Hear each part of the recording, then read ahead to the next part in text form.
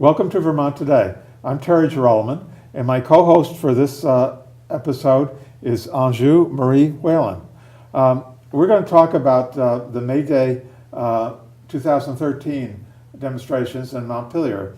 We were both there, and we have quite a bit of video that we took during the day, and we're going to introduce each segment of the video and have a little discussion of it before we show each segment. The program began at 11:30 Wednesday morning, and the first thing was a parade. And in previous years, the parade started at the town hall in Montpelier and marched up to the Statehouse where they had the demonstration. But this year it was a little different. The parade started at the Statehouse, marched into town, and then back again. What did you think of the parade, Anjou?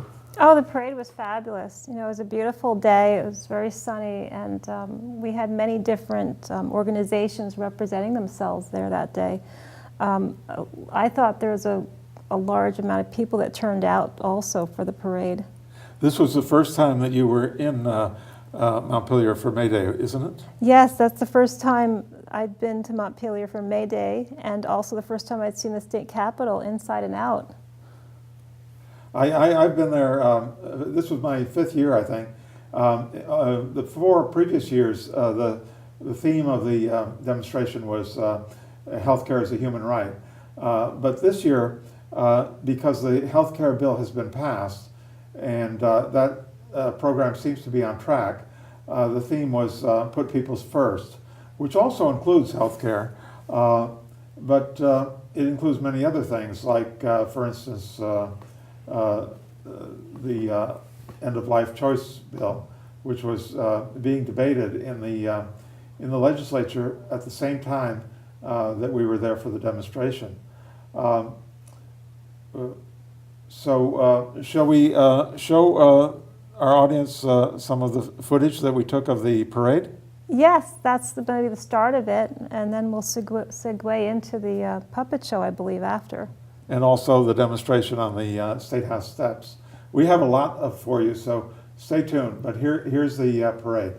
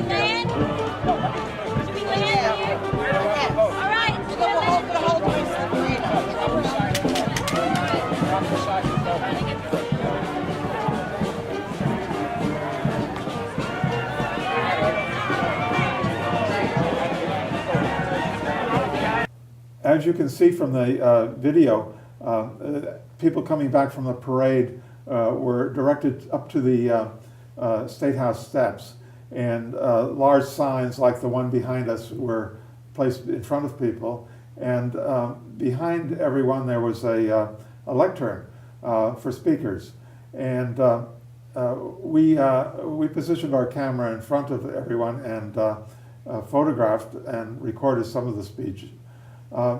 Unfortunately, there weren't as many people here this year as there have been in past years. I suspect that that's because people are satisfied with that the healthcare as a human right is progressing as they want, and the Put People First theme has perhaps diluted the politics a little bit. But anyway, as you can see, there was a big turnout, and the speeches were very inspiring. What did you think, Anjou? I agree with you, Terry. The speeches were great. I mean, people are very impassioned about what they want to see, and there's a lot of people there who actually spoke up and felt that they wanted more of their human rights, which included health care for everyone. And we didn't see so many of the legislatures coming out. In past years, this was happening about 12:30, and this is a normal lunch break for the legislature. So in past years, the senators and the representatives have come out and addressed the crowd, but they didn't do it this year. Did you notice that, Anjou, that there weren't any legislators speaking? I agree. I was surprised. I mean, I was waiting for them to come out on the steps and address the people who were there to speak to them and demonstrate. And later we found out why they didn't come out, which was interesting. Yeah, they worked right through their lunch break. Mm-hmm. And I guess they wanted to end the session on time. And the end-of-life choice bill, which I firmly support, was debated until 11:30 on Tuesday night, and almost all day, all morning they were talking about it in the House on Wednesday. So this unfortunately prevented them from coming out and addressing the demonstration. I don't know if the timing could have been different, but in any event, they will be able to watch it on TV. So now we'll show you the footage of the people on these steps and some of the speeches.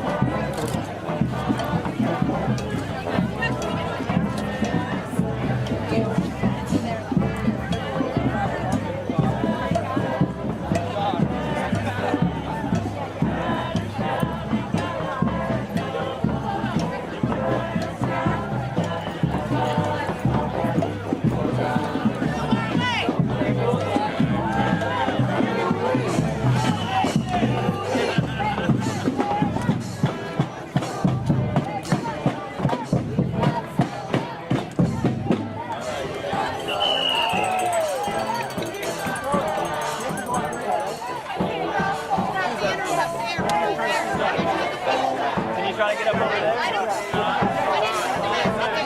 Hey, great. Great.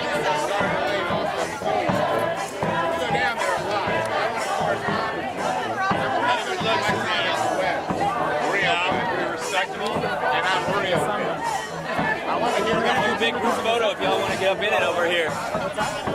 All right. I think somebody should start talking to them. Natalia's got the mic.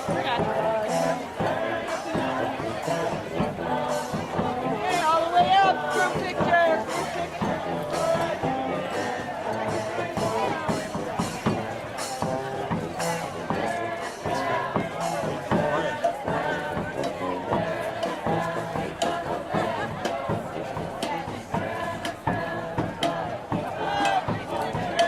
Hey, Sam, do you have some face stuff? Everybody keep moving back.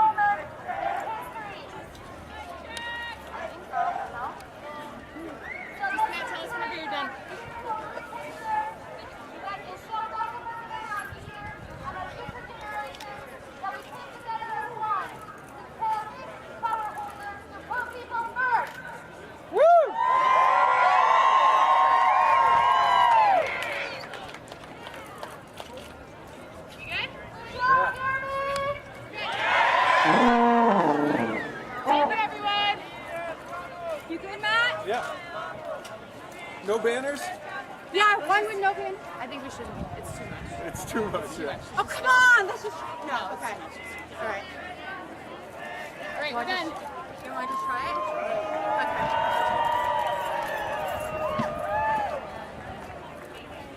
How do we let him know? Just let them stand there. Look at the idea. All right, we're good. Woo! Woo! We're good. Yeah.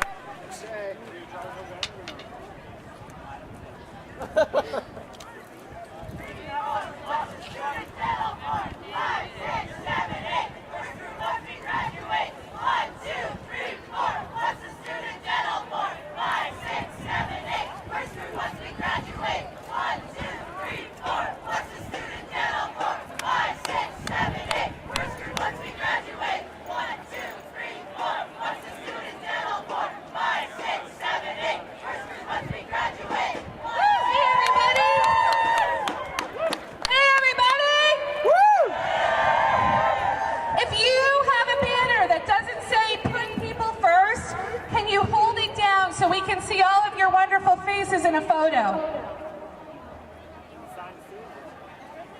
I'm hearing a lot of no's.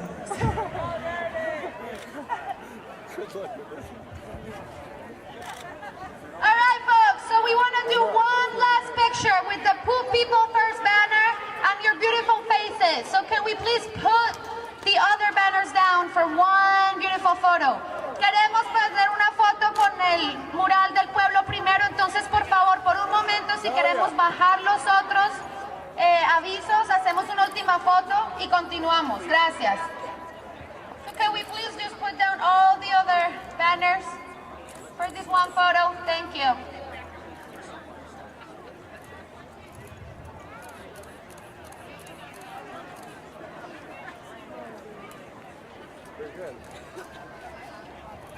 So how many of you are joining with us for the first time today? Let me hear you.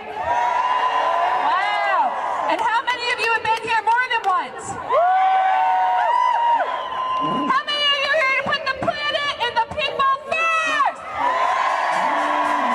This is our movement. Let's celebrate how much we've grown, how powerful we are, and the victories we are about to win.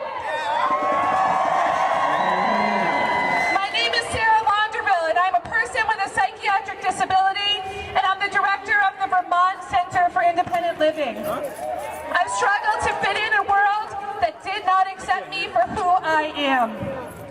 I've been locked up in institutions, medicated to help me fit into society, fired from a job, and kicked out of college because of my diagnosis. How many of you felt that way before? You don't fit in because you can't walk, or the color of your skin, or you love someone who is of the same sex, or because of your gender. How many of you have felt like the system wasn't set up for you to thrive as a human being? Like the system doesn't put people first. How many of you have lived in fear that someone will assault you? You will lose your job or have your children be taken away from you. I felt that way as a survivor, as a woman with a disability, and as a mother. These fears come from barriers put in front of us by those who have power.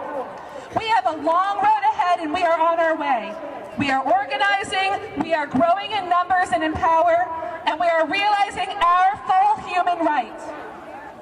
Since signing our commitment to the Human Rights Declaration back in August, the People's Convention, we stand in solidarity on issues that impact us all. We are celebrating victories today. Today, a bill that gives workers, providers of home and community services, who are often undervalued, the same rights that all workers deserve to organize. This bill also has strong language to include the voices of people with disabilities who direct those services, recognizing the interconnectedness of all of our rights. She's right in front of that. This is a victory for the Put People First. Now we're going to go inside the legislative chamber and see what's been happening in there and preventing the legislatures from coming out and addressing the crowd the large crowd that's been here for MayDay. You'll be able to see the process of the debate around the end-of-life choice bill. This is a very important bill. Many people at the end of life die in extreme pain, and it's not right that our loved ones should have to be subjected to torture at the end of their lives. And this bill will allow people who know that they're terminally ill and who have a diagnosis that they can't live more than 6 months to be prescribed a lethal medication from their doctor. And they'll have that as a security blanket.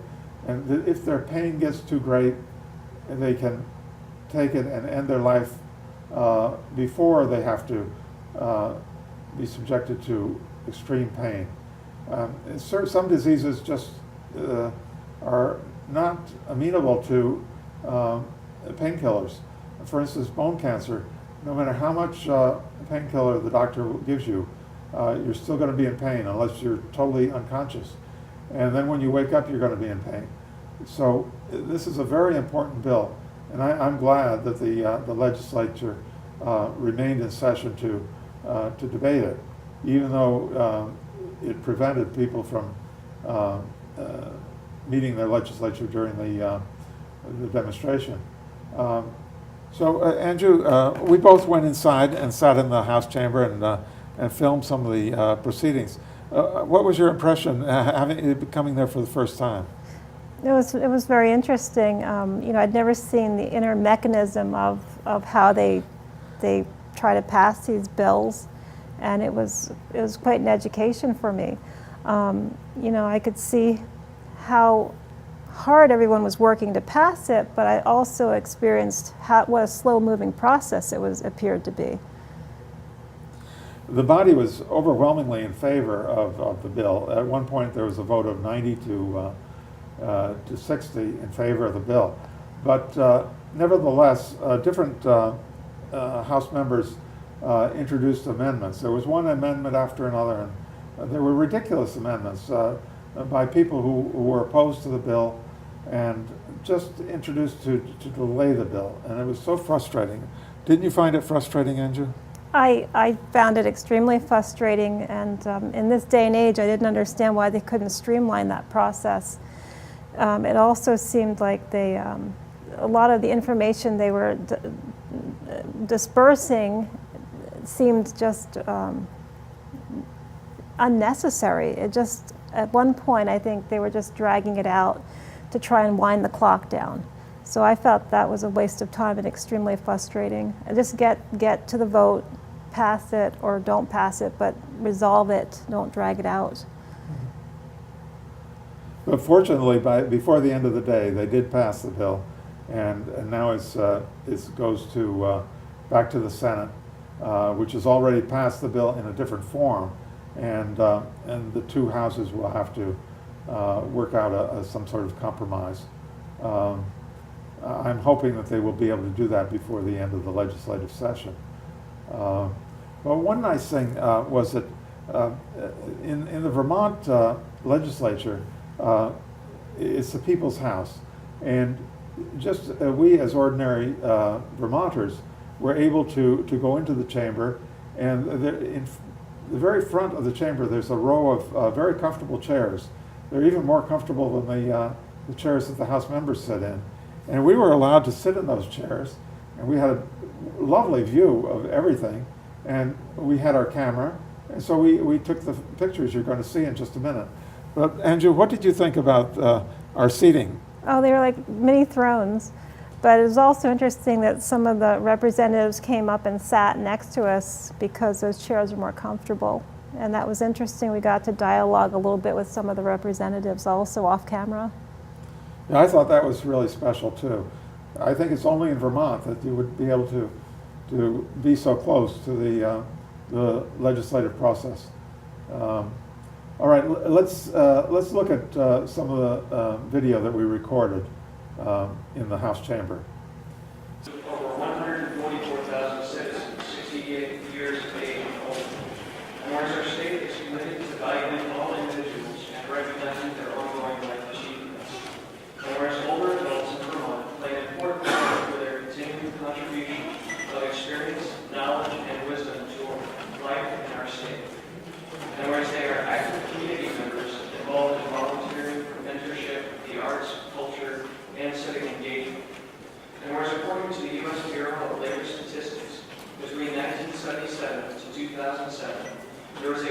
101% increase in the number of Americans 60 years of age and older who are employed. And whereas recognizing the successes at work, or as retirees of older Vermonters, encourages their continuing community participation and spurs further accomplishments. And whereas local communities can provide opportunities enabling older citizens to continue flourishing by emphasizing the importance of their leadership and publicly recognizing their continuing achievements. And whereas presenting opportunities for older Americans to share their wisdom and experience has enormous societal benefits and recognizes these Vermonters as a valuable asset in strengthening and enriching our communities.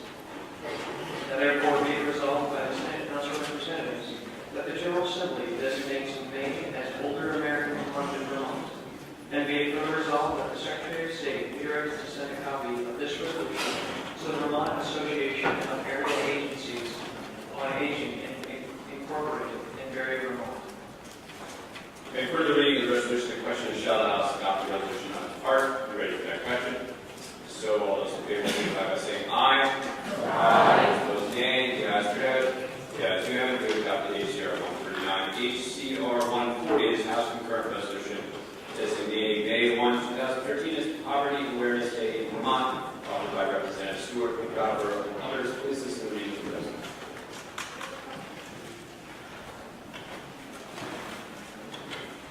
Whereas according to U.S. Census Bureau's 2011 poverty data from its American Community Survey, 69,075 Vermonters, representing 12% of the state's population, were living in poverty. And whereas the nonpartisan organization Spotlight on Poverty and Opportunity reported that in Vermont, 15% of children and 11% of seniors live in poverty, and 29% of single-parent families with related children are below the federal poverty level. And whereas 4.9% of Vermonters live in extreme poverty, and whereas according to the Vermont Department of Taxes, an individual earning $20,000 to $25,000 experienced a loss of adjusted gross income of 13.3% between 2001 and 2011, while the comparable figure for persons earning $75,000 to $100,000 was a gain of 51.9%.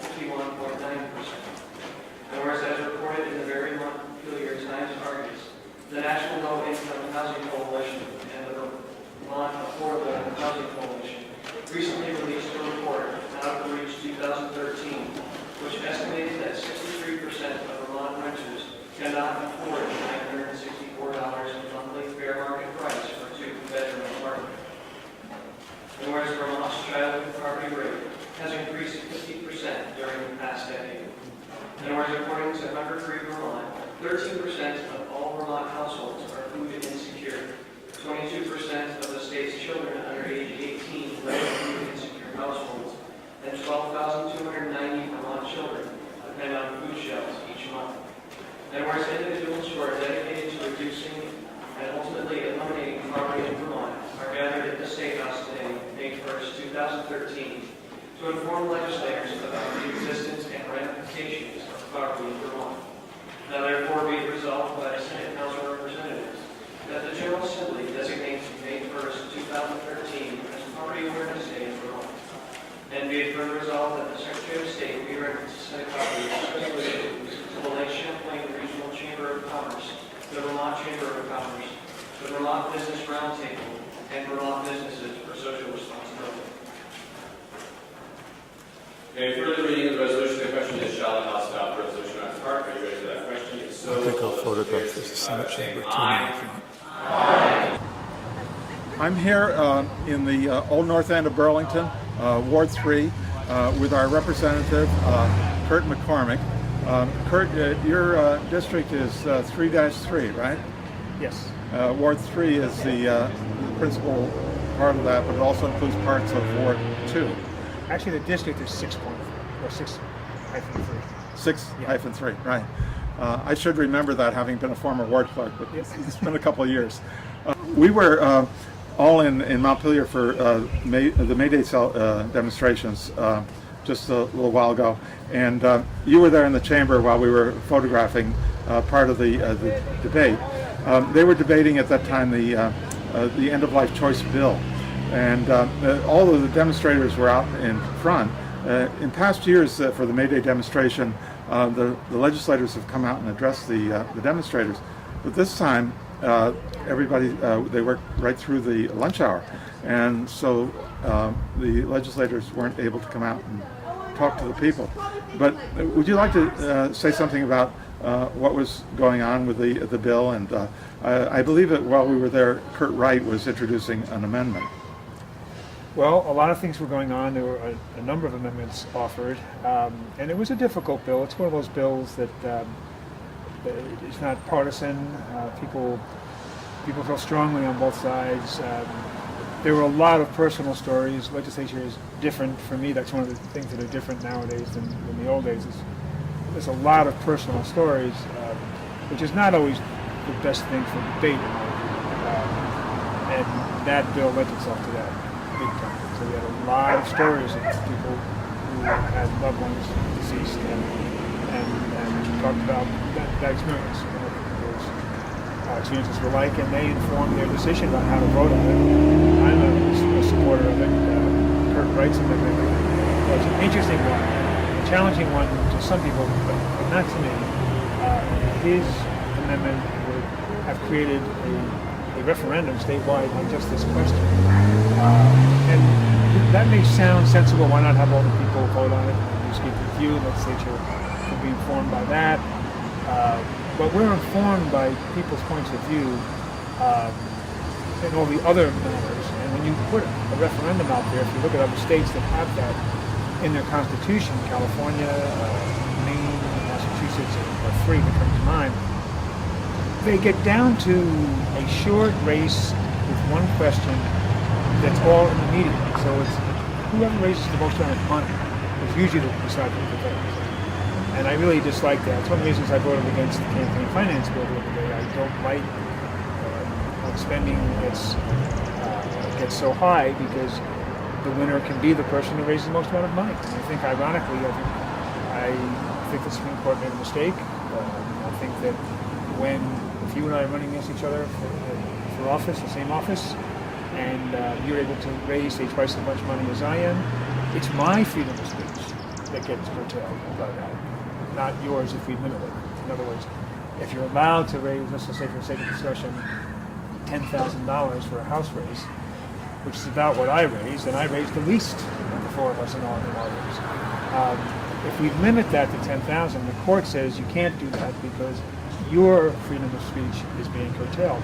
But if you raise more than I do, then it's my freedom of speech that's curtailed, because I can't advertise as much as you and do all those things that money buys in an election. So I'd rather have our elections just be as inexpensive as possible.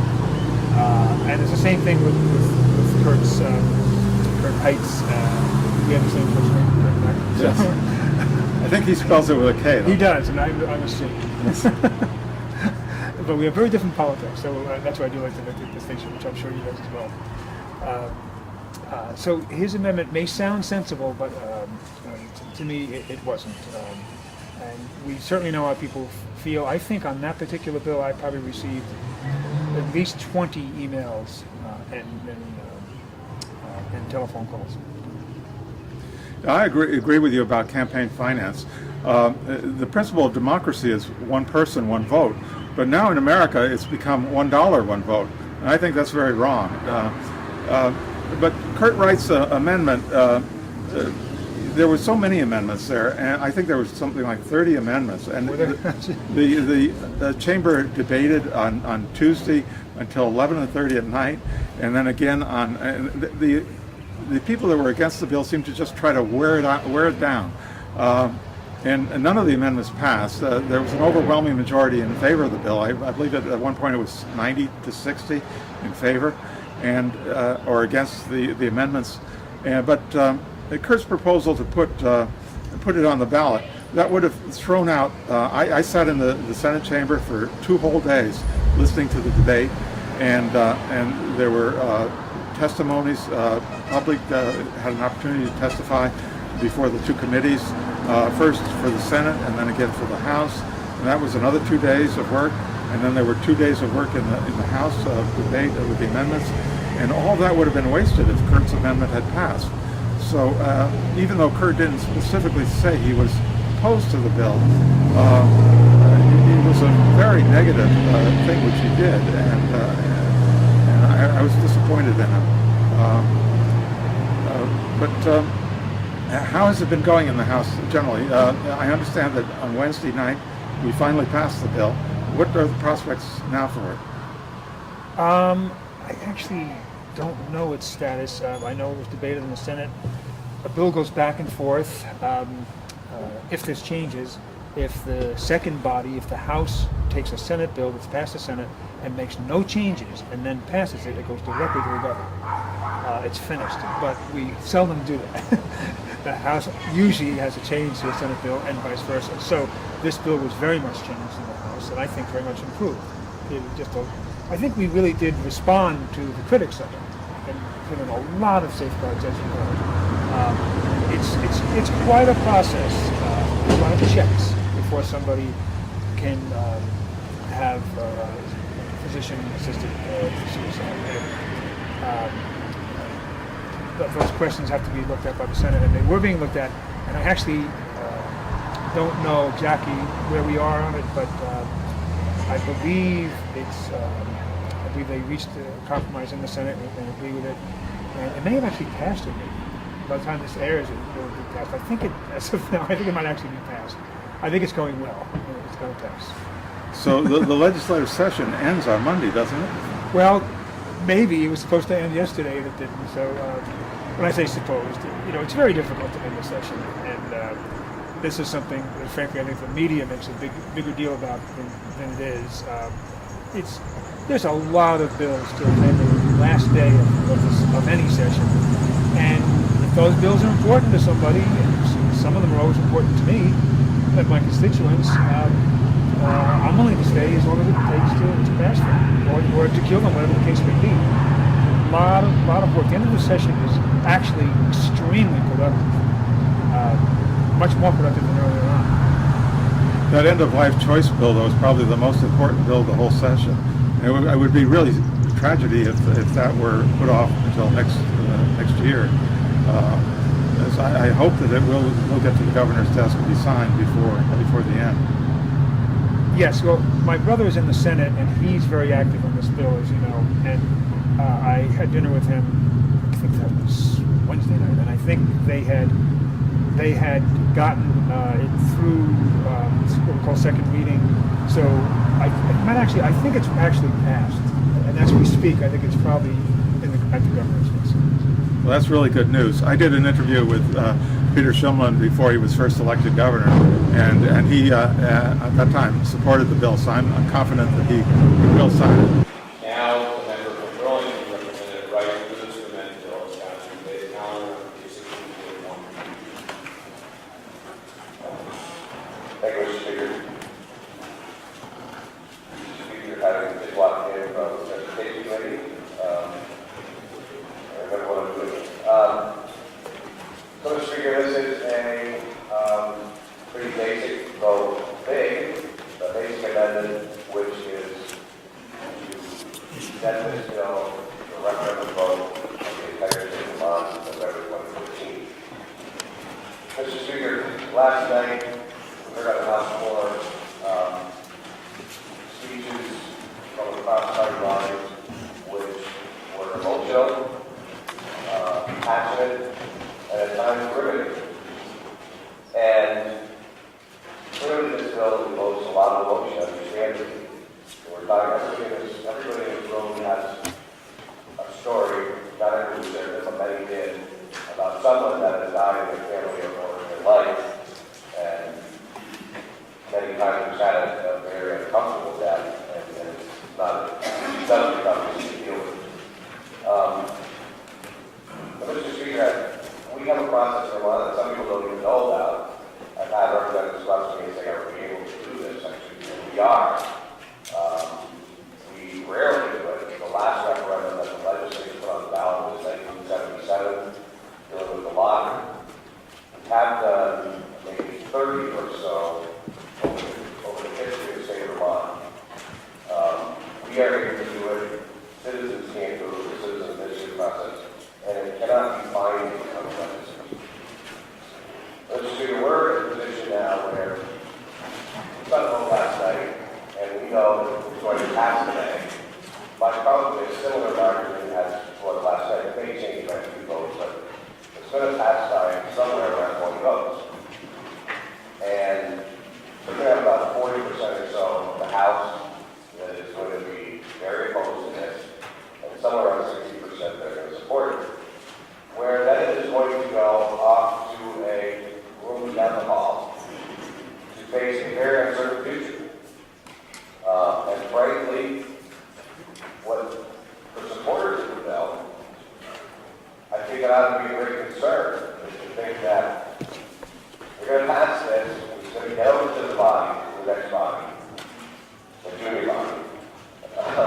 And who knows what they're going to do with it. And really it's going to boil down to perhaps one person might make a decision of whether the bill that the majority wants passed, whether it goes back to the bill the Senate passed over here, or whether it just flat out dies. So I would say to the supporters of this, think carefully if you vote not to support this. You may be better off with this. And maybe, just maybe, this is the time that we actually do send a vote to the month. First time in 35 years, I think it should be done rarely. So maybe it's time that the debate that we had in the House floor last night, which I think most people think characterized that as a good debate. There were long, but very passionate speeches, and respectful speeches. And I think that maybe it's time that we do that across the state of Vermont, from neighborhood to neighborhood. And we finally hear what Vermonters do think. I mean, on this issue, we were told, I heard, I know we all did for a long time, that there was told by proponents that said the vast majority of Vermonters want this bill. They want the border style bill. Now, more recently, opponents have come up with their own poll that says the opposite. We've also heard members on the floor that have stated that they're voting the way their constituents want them to vote. But we're all guessing at that. Nobody really knows what their constituents want for sure. We're all at a little bit of guesswork by all of us. So, Mr. Speaker, again, I don't think we should do this very often, but I think after 35 years, maybe this one is time. Maybe it's time for us to actually hear what Vermonters think about this bill. We did in Massachusetts last year. It was not to be going one way, and it ended up that people were surprised in Massachusetts that it went the other way by a narrow margin. But, so, I would say again, to the proponents, I said, to the opponents of the bill, I would say, if you want to put your hopes on the one or two people down the hall, you may win that way also, but the bill's coming back. I mean, it's not going to die very easy. It's going to come back to us next year or the next session or whatever. So, I would think that maybe we all have to think about sending this to the voters once and for all and letting them tell us what they want us to do. Now, again, I want to wait for it. This can't be binding. But I think the legislature will certainly heed what the voters say, I would think. So, having said that, Mr. Speaker, I think I've said enough, and I would urge the body to support this, consider supporting it, and Mr. Speaker, I would ask that when the vote is taken, that we take it by roll. Member for Burlington is requesting roll call. Member sustained. Member sustained when the vote is taken, it should be by roll. Question is, shall the bill be amended as offered by Member from Burlington? Member from Essex. Thank you, Mr. Speaker. We heard from the member from Burlington this morning in House Judiciary, and we discussed a little bit about how our work is our work, and we don't condition our work in this House on what the Senate might or might not do, nor do we condition our work on what the executive branch might or might not do. Beyond that, last night we had a very strong vote in this body not to put this bill aside. We voted 90 to 51 to debate this bill and to take a vote. The member from Burlington's amendment is a strike-all amendment. It takes everything that we have done up to this point off the table and puts this in advisory vote to the public, not binding. We voted 7-4-0 to find this amendment unfriendly, and we urge your support. Member from Putnam. I want to thank the member from Burlington for reminding us that we never know what's going to happen with bills we send over to the Senate.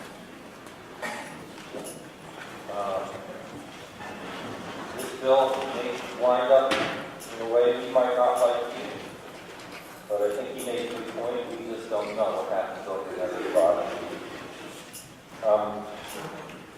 In regards to sending this out to voters, though, I believe we did just that last November. This was a big issue in the governor's race. It was an issue in my race. It was an issue in many Senate and House races, and I think we have seen the results of that referendum on this and many other issues. I don't believe we should dispel all the work that's been done here. We have been listening to our constituents. The voters have spoken, and that's what we're acting on right now.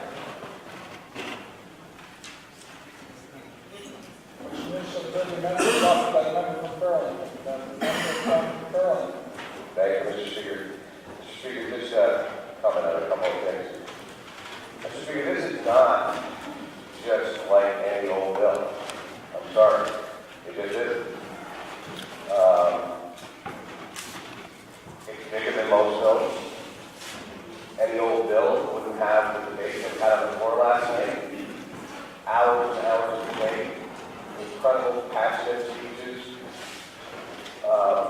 This is not like any old bill that we have. There's 1,000 bills out there. And we know that this kind of process is different than most any other bill. The process that was in the Senate, I think I'm not going to say that word, but I did, was a torturous one, in fact, Mr. Speaker. So I think to say that, hey, this is what happens with every bill, and this is what goes on in the Senate, I don't think that's the same thing with this one. And in regard to, we voted on this last November. No, we didn't. And to suggest that this was the theme of the campaign, the governor's race, it was not, in my opinion.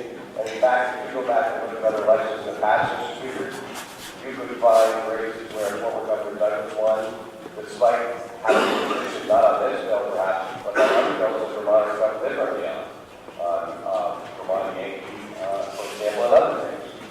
So to say that because the governor won, that the voters have voted, that means they won, Oregon style, definitely be a position suicide note. I think that is erroneous. So again, Mr. Speaker, we can't pretend that we've heard from the voters on this bill. For doing polls that are exactly opposite. We have members who think their voters think one thing, but we don't know for sure. And I think this is an opportunity with a bill that is very different from all other bills out there. For once in 35 years, for us to say to voters and people of Vermont, it's time for us to hear from you. Thank you. Part of the progressive movement, in fact. Initially, West in particular was used to advance many causes that I personally support, but like a lot of machinations of elections, big money plays a big role. And I think while I understand where the proposer of the amendment is coming from, I think that we do not need to subject the voters to a barrage of yeses and no, campaign ads and mailings and all of the other tools of the trade. We have a representative democracy for a reason. Our constituents are more than comfortable speaking up they feel, and for that reason, I do not think this step is necessary, and I will be voting no. Thank you. Legislation shall be amended as offered by the member of Montpelier. Permission to speak for time. Thank you, Mr. Speaker. Always when someone's opposed to a bill, opposed to something for the voters, and money being spent, they don't want money spent, it's going to be spent on a position that they don't want out of it. I mean, I get that. But voters get inundated with stuff from us, they get stuff from stuff all over the place. And there's money, big money spent on plenty of stuff.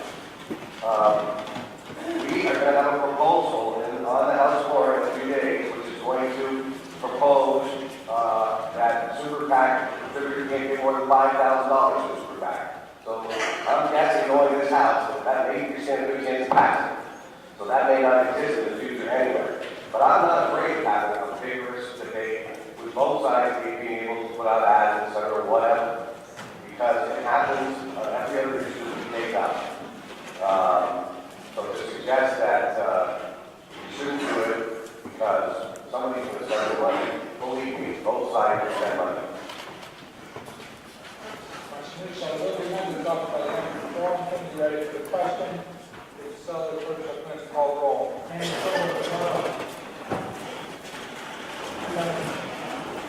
The bill providing end-of-life choices was passed by the Vermont State Senate on February 14, albeit in a watered-down form. It then went to the House, where on Tuesday, April 1st, it was taken up and debated until 11 p.m. in the evening. Again, it was the debate continued on May 1st, MayDay. While the demonstrators were forming outside the Statehouse, the legislature continued debating all through the lunch hour, which prevented them from coming out and speaking to the demonstrators, which they have traditionally done in past years. I support this bill. It is a very important bill. I support it in its original form to allow mentally competent, terminally ill patient to request and a doctor to legally prescribe medication which a patient can self-administer to control the time and manner of their inevitable death. And I hope our legislatures in both the House and Senate will support it too and restore the full benefit of the original bill. Now, at the end of the day on May 1st, the House did essentially restore the bill by a vote of about 80 to 60. Overwhelmingly, they were in support of it. However, the bill passed by the Senate was a very watered-down version, and now the two bills must be compromised before they can go to the governor. Many terminal cancer patients, our loved ones, suffer unbearable pain which cannot be alleviated with drugs at the end of their lives. It is wrong that they should be tortured in this way, when death is inevitable anyway. They should be given the option to end their lives in a dignified way. Oregon has given the citizens this option for the past 15 years without any problems. And Switzerland goes even further by eliminating the 6-month prognosis requirement and thereby making the option available to people facing a slow and debilitating death from ALS or Alzheimer's disease. Unnecessary so-called safeguards, which force dying people to jump through innumerable hoops, should not be included. This was, I sat through the entire Senate debate, and this was one of the problems in the Senate.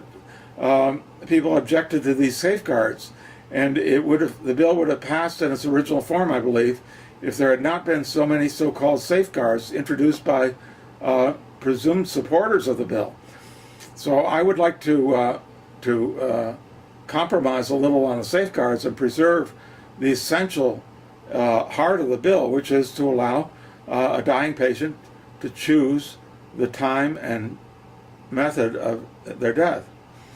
I want to thank the people at Patient Choices Vermont for advocating for this bill, and I encourage everyone to visit their website at www.patientchoices.org for more information. Thank you. we remained in the legislative chamber for over an hour, and then we went back outside to see how the demonstration was going in front of the building. And there were different activities going on. Free meals were being served, but there was also a puppet show. One of the best things on May Day was the puppet show, I thought. So we recorded the full show in the puppet theater. They were talking about 5 principles of human rights: universality, equity, transparency, and accountability, and participation. We're going to show you the puppet show in a minute. But Anjou, what did you think of the puppet show? Oh, the puppet show is great. You know, this was the focal point of what it kind of expressed exactly what was the point of May Day 2013, and it was, you know, very colorful. And I noticed they had some very large bread and puppet theaters earlier, so it was a very kind of fun thing to do. It was written for children, so it was rather simplistic, but it did summarize the 5 points they wanted to make. I really enjoyed the puppet show. I thought it was great. Yeah, I thought it got the message across very clearly. All right, let's watch the puppet show now.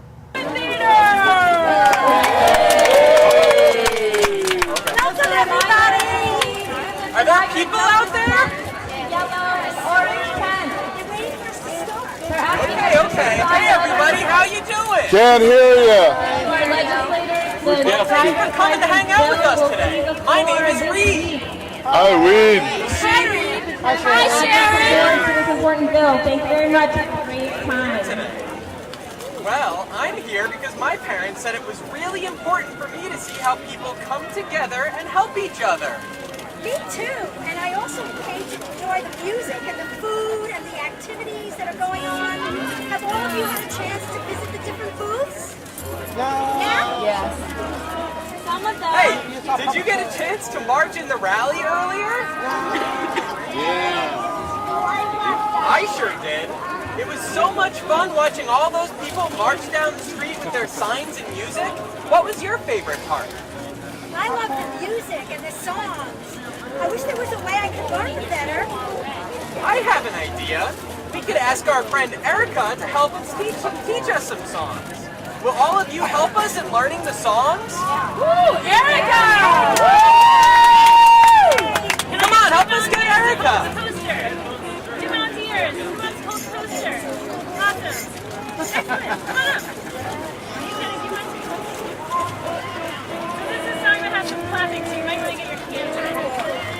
And I wrote out the words, if you can read the words, and if not, we'll sing it a bunch of times. It goes like this. I want to walk a mile in your shoes. I want to walk a mile in your shoes.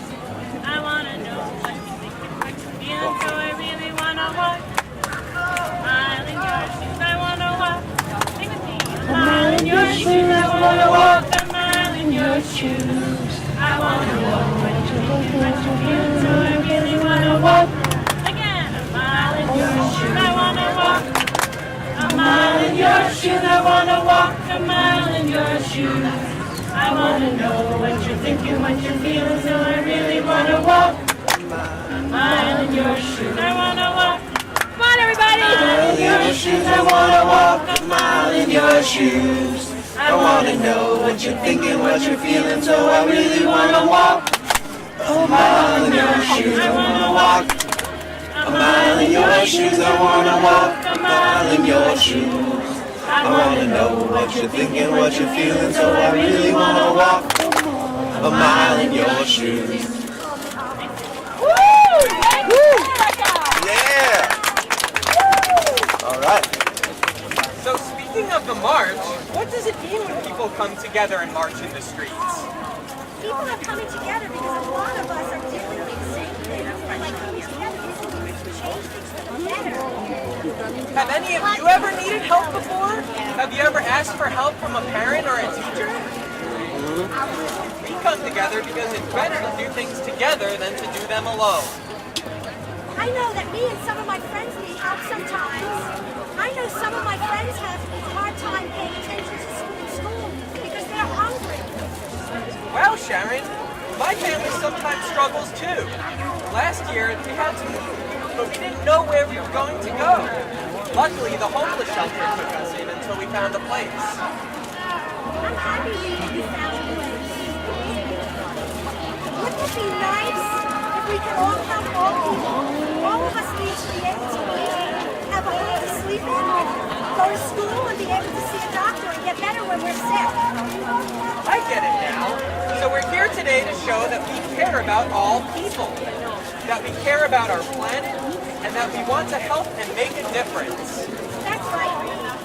We're helping our families, friends, neighbors, and community, and our planet. Right now, lots of us and our families are having trouble getting what we need. But it doesn't have to be this way. That's the reason all these people are here today. Well, I'm just a kid. How do I help?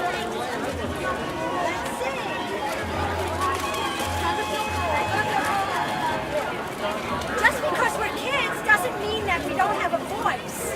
We can tell people that what we need, share our stories and all of our struggles, make friends and ask that people join us to make things better. I heard that the way that put people first does it is to have a guiding principle of human rights. Human rights? Principles?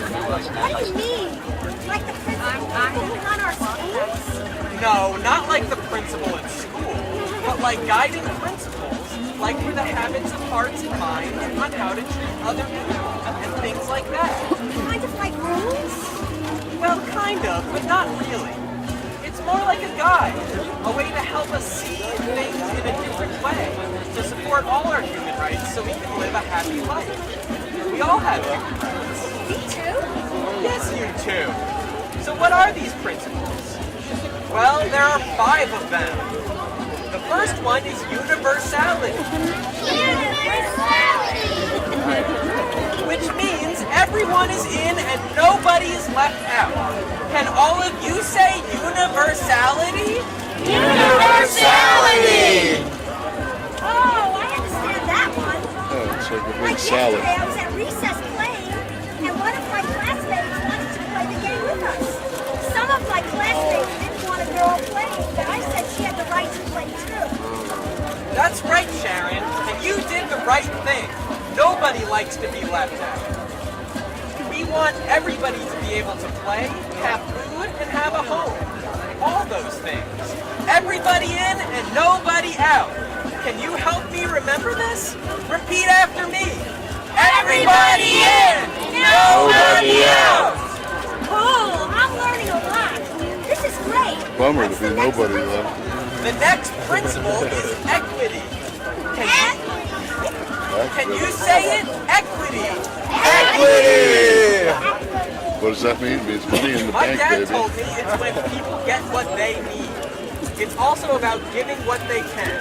It's not the same thing as fair, but some people think of it like that. What do you mean it's not like fair? Well, fair like is guilt more like when tax. everybody gets the same. So if I had a pizza, everybody gets one piece, no matter how old they are or how hungry they are. Equity is everyone gets what they need. So if I'm bigger than my little sister, I might need more than she does. So we both get what we need. But it might not be the same. Oh, I get it. How does that work? Still a man's world, even in this.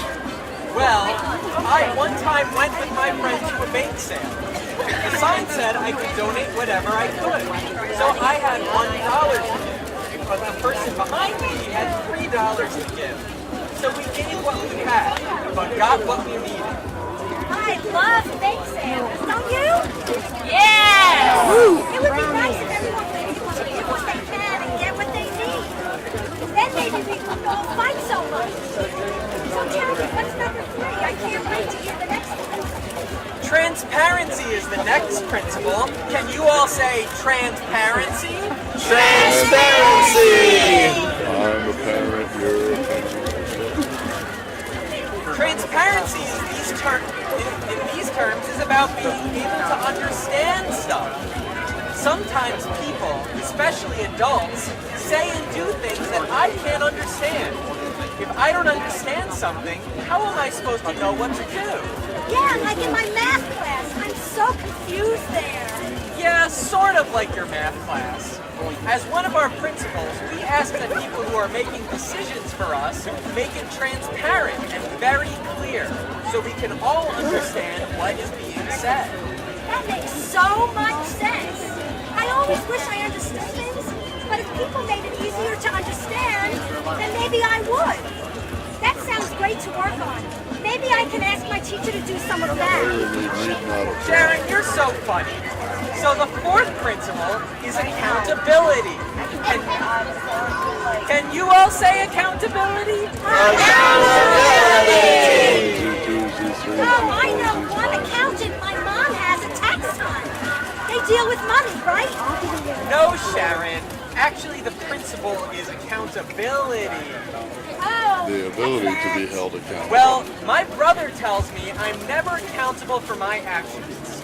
That's because he's older and he always gets caught when he does something and he's held accountable for his actions.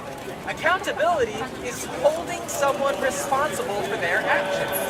It also means that if you do something to or for someone, you should be accountable, meaning that they should be able to tell whether you're doing good or bad. like when I have to do my chores, my parents hold me accountable to clean my room and to clean it in the way they ask me to.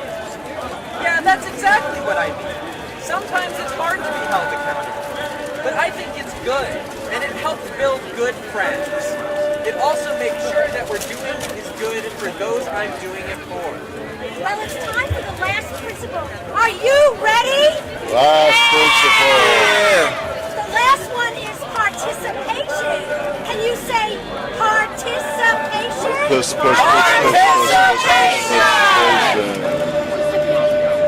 I know what participation is. That's when we all get the opportunity to join in and do something. That means we get to see the puppet show, eat great food, and get to be part of the decisions that may be made about us. Great job, Sharon! That's right. Participation is when we get to be part of things and decisions that are about us. We call this not about us without us.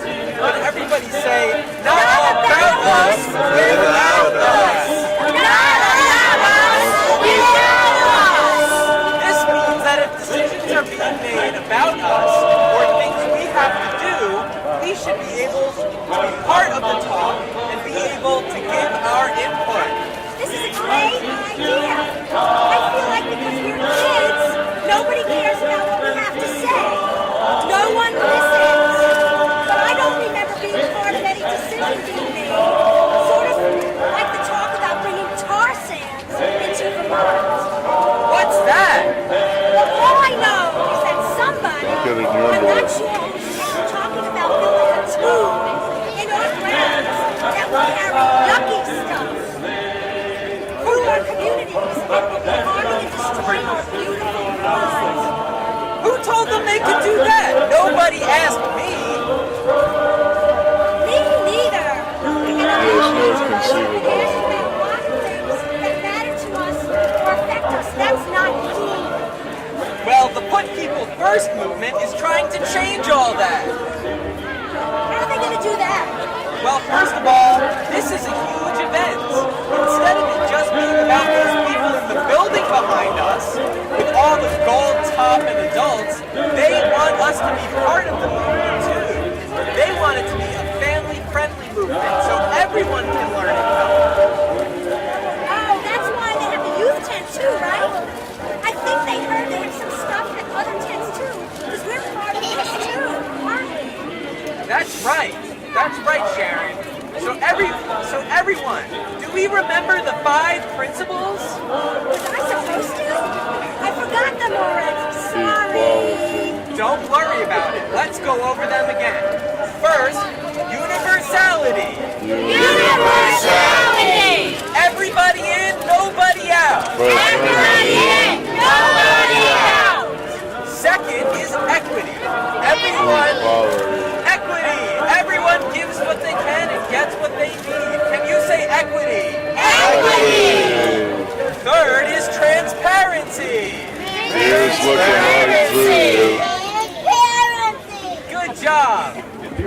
can understand what's going on. Fourth is accountability.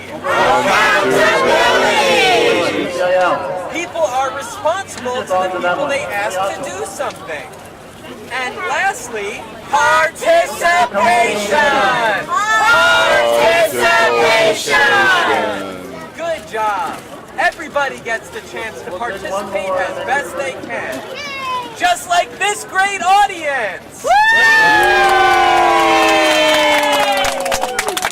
that we know the principles, what are we going to do with them? We can learn about them and practice them with our friends, family, and community. I heard that they also have a coloring book at the arts and crafts table with the principles for us to take home and remember if we want. Did you get an arts and crafts book? No. You're going to go... Stand with us and stand up, stand up, stand up. Put people first. Put people first. Put people first. Put people first. Put people first.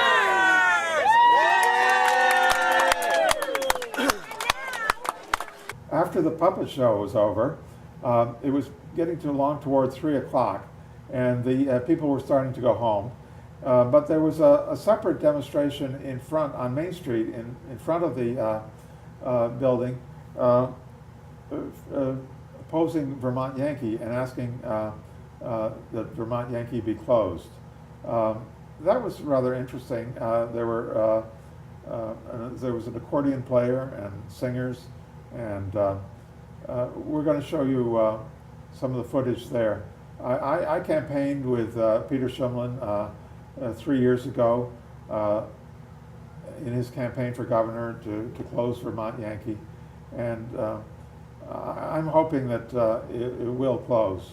And I was really pleased to see people out demonstrating with signs on MayDay. What did you think, Anjou? Oh, you know, that was the best part of the day. The music was lovely. There was a guitarist at the very end singing some Woody Guthrie music. But a lot of the people passing as they left Montpelier were actually waving to this group in support of them. You didn't see that with the camera angle, but they were getting a lot of notice from the traffic passing by and support. All right, let's watch some of our video of the demonstration.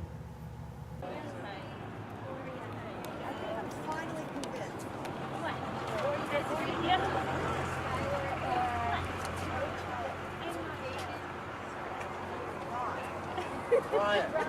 Or Brian, you can take one of theirs. Okay, it's up to you. Or Andy could play us a song. Finally learned all of this. This one is Jeroloman. I was thinking of the most important verse. The one where he goes, nobody living.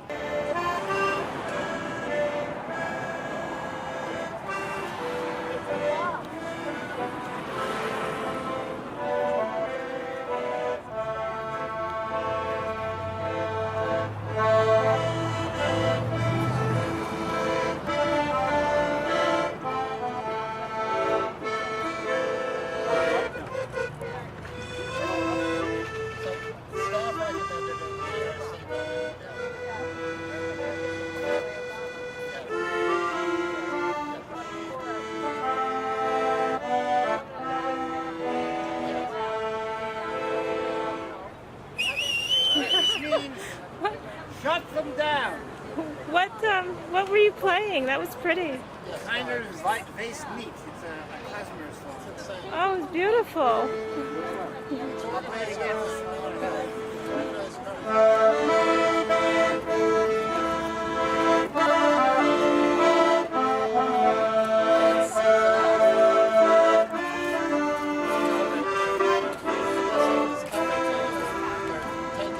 You have to catch them up.